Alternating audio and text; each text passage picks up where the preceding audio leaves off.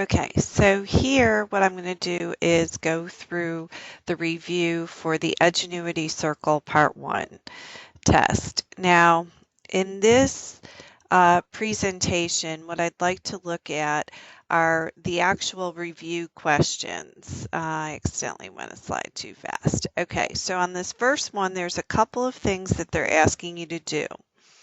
They are telling you, based on the information up here, that my circle is divided into 12 equal parts. Since a circle has 360 degrees, that means between each of the two numbers is 30 degrees. So between 12 and 1 is 30 degrees, 1 and 2 is 30 degrees, 2 and 3, etc., etc. That would make half the circle 180 degrees and all the way around the circle 360. We're also told that the radius of the circle is 10 because it says that that information is given in the second line here. So which of these is true? So the first thing it says is if you drew a central angle that was formed between the number 1 and the number 3, that it would be 30 degrees. Well, between the number 1 and the number 3, you actually would have 60 degrees because you would go past two of these values. So that first statement is false. So we're going to just cancel that out. The second statement is asking about the circumference of the circle. So for the circumference of the circle here, you end up with 2 pi r. And since our radius is 10, that would, and if we use 3.14 for pi, you do get a circumference of 62.8. So we're going to go ahead and circle that. That's one of the choices. Next, it's asking for the length. It says the minor arc measurement when the hands are on the 12 and the 1. So if I go from the 12 to the 1, or 12, one's hand at the 12 and the other hand's at the 4, which is this distance here.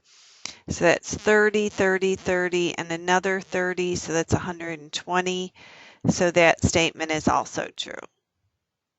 Next, it's asking for the length of the major arc that is between 3 and 10. Well, that's more than half the circle. So the arc length couldn't possibly be just half the circumference.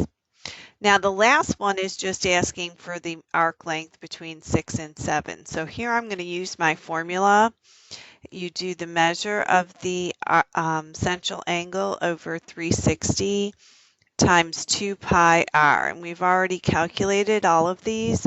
We know that the measure of that angle is 30 over 360. And we already know that we have a circumference of 62.8. So with that said, that is correct, that arc length is 5.2. All right, on the next question here, what they're asking us is to show. It says triangle JKL is equilateral. One side of the triangle JL is the diameter of circle M. Which of the following statements is true about segment JK? So if I drew a circle and it is, I believe it said JL was the diameter of the circle. Okay, so what is true about JK? So a couple things could possibly be true. Neither of the segments is a chord or tangent, and that would be because this is a radius. So if we went like this, these would all have to be the same length. So the only statement that could possibly be true is that neither one of them are a chord or a tangent. Both segments being tangent, there's nothing to show us that that could be true. Also, one segment is tangent to the circle and one is a chord. So the only thing is true that it's neither of those. Okay, so our next question that we are given is that two chords intersect at a point inside the circle that is not the center of the circle. So here are two chords that intersect in the interior. Which statement is true? It says that the measure of each pair of opposite angles has a sum of 180 degrees. Well, that wouldn't be true because that's saying each pair of, opposite arcs. That is not necessarily true. As you can see, the sum of these two arcs, because this angle is obtuse, are going to be greater than the sum of these two arcs. So that statement is not true. It says each angle measure is equal to the measure of the arc it intercepts. That is false. That's only true if you have a central angle, and this is not a central angle, it's an interior angle. The second thing is that the sum of the measure of each pair of vertical angles, so what they're doing is referring to a pair of vertical angles here, is equal to the sum of the intercepted arcs. Now that is true. If I add these two vertical angles together, actually they are congruent to one another. So 2 times the angles is equal to the sum of the arcs that are created there. Finally, it says each arc measure is equal to 1/2 the sum of the vertical, and we just went over that that would not be true, that the two angles are equal to the sum. Next, it says we are making a vase with a circular base. It says she wants the area of the base to be somewhere between 135 centimeters squared and 155. Which circle would represent the base if you use 3.4? So what we're going to do here is you can solve for I. So if you have 135 is equal to pi r squared. So here r squared would have to equal, if you took 135 and divided it by 3.14, you'd get that r was equal to 42.99, and then take the square root of that, and we get that r is approximately 6.55. Now we can do the same. Sorry, the pen isn't drawing as nicely on here as I would like, but we can also do the same with 155. Set that equal to pi r squared, the formula for the circle. So r squared would be equal to 49.36, and when you take the square root of that, as I'm sure you can imagine, it's very close to 7. So my correct answer is 7. Okay, the next question here says consider this circle N. It has a radius of 30 and a theta value of pi over 6 radians.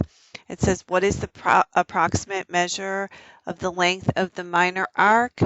And they want you to round that to the nearest centimeter.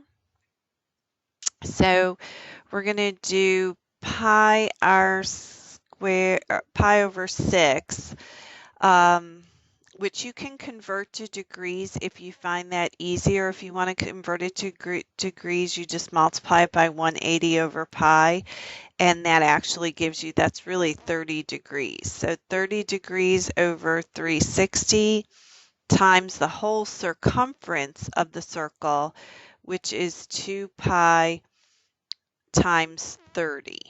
Okay, and if you multiply that out using your calculator, you have 30 divided by 360, and then you're going to multiply that by 2 pi times 30. That's going to give you 5 pi, but they want that in a decimal value, so that gives you 5 pi, which is approximately 15.7 centimeters. Again, that arc length measure is the measure over 360 times the circumference 2 pi r. All right, so on this problem here, we have the measure of the angle is 3 pi over 4. It says here that if the minor arc measures 9 pi inches, what is the length of the radius of the circle? So 9 pi is equal to 3 pi over 4, and I'm going to convert that to degrees. So 3 pi over 4 times 180 over pi. Pi's cancel. 4 goes into this 45 times, so that is, let's see, 45 times 3 is 135 degrees. So 9 pi is equal to 135 times 2 pi times x. Okay. All right. Let me just pause this for one. All right, I'm going to back that up, and instead, since we are in radians, we can use the formula that deals with radians, which is just radians times theta is equal to the arc length. So 9 pi is equal to 3 pi over 4 times the angle times r. So then if you multiply by the reciprocal, which is 4 over 3 pi, you get r is equal to 12. The radius is equal to 12.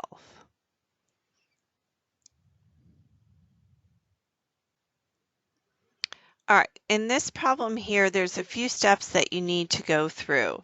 First of all, we know that this is a central angle, so this arc here is equal to 90 degrees.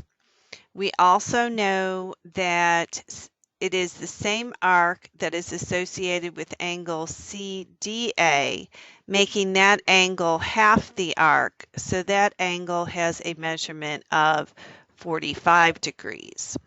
Since this is B divides this arc into 2 equal parts, that means each of those are 45 degrees, meaning it bisects the angle, so angle ADM would be 22.5 degrees. All right, here we have a diagram. We have an exterior angle. The angle's on the outside. We know that it's 50 degrees. We know that we do not know the measure of this arc, FH, but we know FEH is 360 minus X. So we want to use the formula. The exterior angle is equal to half the difference. So 50 degrees is equal to half the larger angle, which is 360 minus X, or the larger arc, minus the smaller arc. So this is the larger arc, FEH, minus the smaller arc right here. So what I want to do then is get rid of this 1/2, so I'll multiply the other angle by 2. So I get 100 is equal to 360 minus 2x. So when I subtract that, I get negative 260 is equal to negative 2x. Therefore, x is equal to 130 degrees. Now, in this particular problem, they are asking me what is the measure of this arc here, which is FEH, which is 360 minus x. So if I took 360 minus that x value, So 360 minus the 130, I get my answer of 230 degrees. All right, here they are giving you a circle. Again, we have a diameter, two diameters actually, and it wants to know what is the value, what is the measure of arc AE. So they want to find the measure of arc AE. Well, if AOC is 90 degrees, we know that this is also 90 degrees because it's 180 degrees here.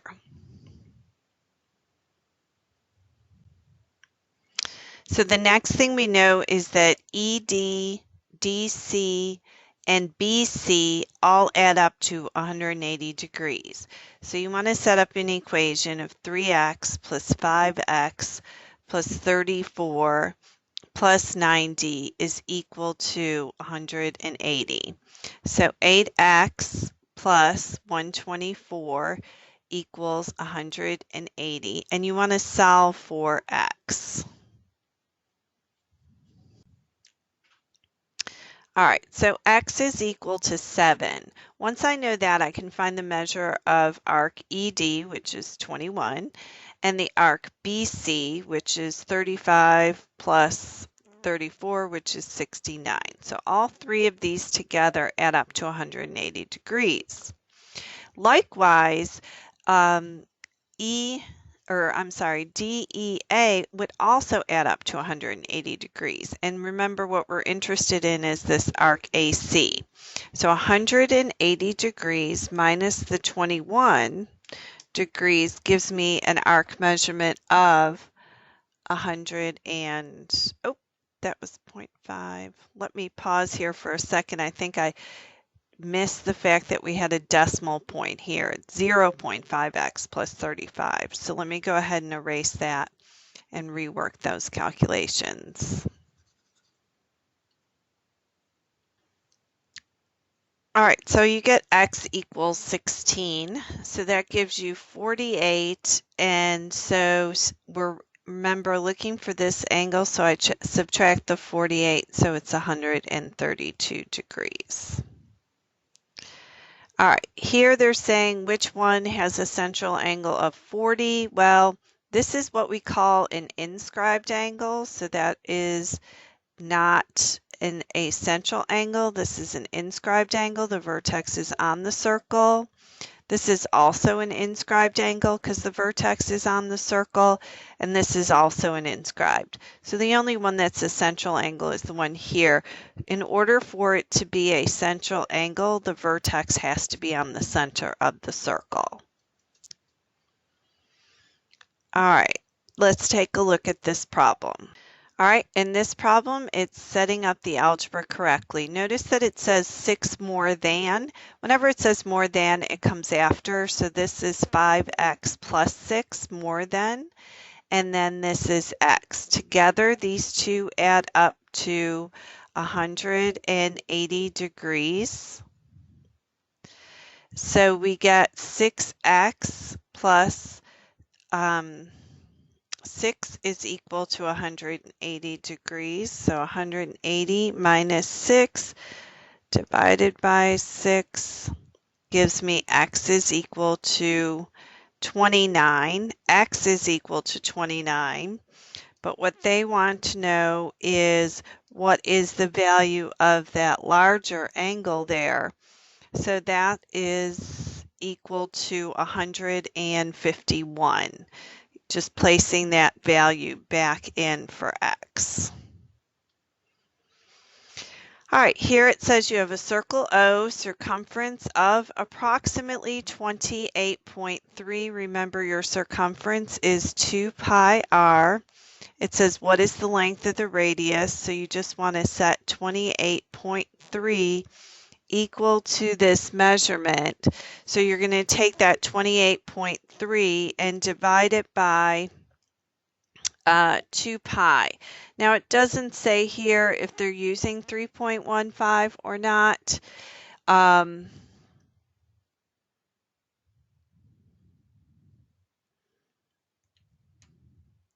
So we want to go ahead and be careful. So R is equal to, and it's 4.5.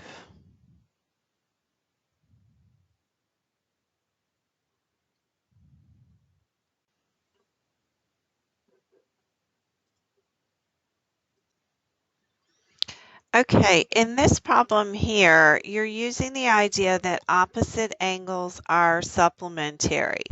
So if angle L is equal to 119, then its supplement, which is angle N, would be 61 degrees. And if angle K is 67, then angle M would be 113. So opposite angles when it's inscribed are supplementary. On this question here, they're asking for the measure of angle CDF, which is this angle here. So what we want to do is figure out first what arc DE is, and we do know that these two angles are congruent, but we do not know what the measure of this angle is. So we know that this is 360, so 76 is equal to 1/2 360 minus x, and then minus x again. So we can solve for x by first multiply the other side by 2, so that's 158 is equal to 360 minus 2x. So x is equal to 158 minus 360 divided by -2. So x is equal to 101. So this arc here is equal to 101. Now, since those two arcs are divided equally, 360 minus 101 divided by 2 means that each of these arcs here are equal to 195, 129.5. Not sure if that's going to help me or not. Let me look again, see what it is I'm trying to find. I want to know what the measure of this angle is. Well, I do want to know what the measure of this whole angle is, and then I can subtract 90. So if this arc's 101 and this arc here is 129, that gives me 130.5. All right, let me back up just a second because I multiplied wrong here. Sorry about that. Okay, so we are going to take 76 and multiply by 2 and actually get 152 is equal to 36 minus 2x. So x is equal to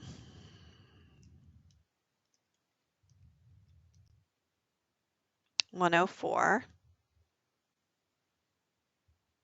So if this angle here is 104, if you take 360 minus 104 and divide that by 2, that makes the measure of this angle 128, or this arc 128. So to find the measurement of this entire angle here, what we want to do is take both those arcs, add them up, and divide them by 2. Since this is an inscribed angle, that means that angle GDF is equal to 116. And since we know this measurement here is 90 degrees, if I subtract 90 degrees, that leaves me with that angle being 26 degrees. This angle here, which is the one that I'm looking for, CDF. All right, last question. All All right, in this problem, we want to start off. I'm going to make this triangle actually a little bit bigger, and we'll talk about the things that we know. So we know that this side is 25. Also, because PN is 10, we know that OP actually has length of 15. So that's actually the height of my triangle. Remember, area is 1/2 base times height. So we do know the height is 15. So what we're interested in finding here is the actual base of our triangle. Now, one way we can do that is looking at this right triangle over here, where the hypotenuse is 25, one side is 15. Using Pythagorean's theorem, we can conclude that this side is 20. So if this portion is 20, so is this, because a radius divides a chord into two congruent parts. So we have a 40 right here. So we have 1/2 a base of 40 times 15, which gives me an area of 300 square units. It does not say what my measurement is. All right, so that's our review for this test. So make sure you look this over carefully before you take the test, and let me know when you are ready.